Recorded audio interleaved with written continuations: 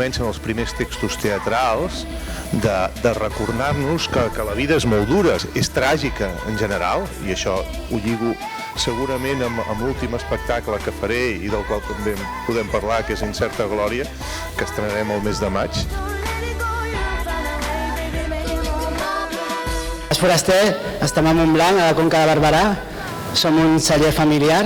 Fa més de 150 anys que tenim vinyes documentades i plantades, i també oliveres, però el celler realment és de l'any 98. El primer vi que anem a tastar és el Josep Foraster Blanc Selecció.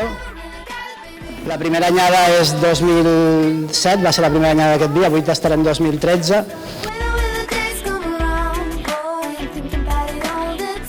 I ara ets el director de la secció de teatre de la Biennale. Quina enveja no tenir una Biennale aquí a prop, no? Sí, la veritat és que és una feina bastant envejable poder passar 3 o 4 mesos de l'any en allà. Això d'un teatre és molt diferent d'un festival. En tot cas, sempre s'ha de tenir en compte on ets i què hi ha al teu voltant.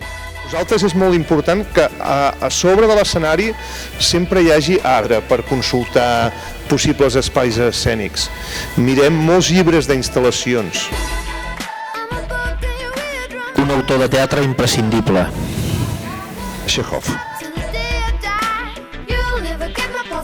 Em sembla molt interessant per totes les propostes que fa, per totes les activitats, tant les exclusives com pels descomptes que fa per les activitats així convencionals, bàsicament per això, per tota l'oferta que dona.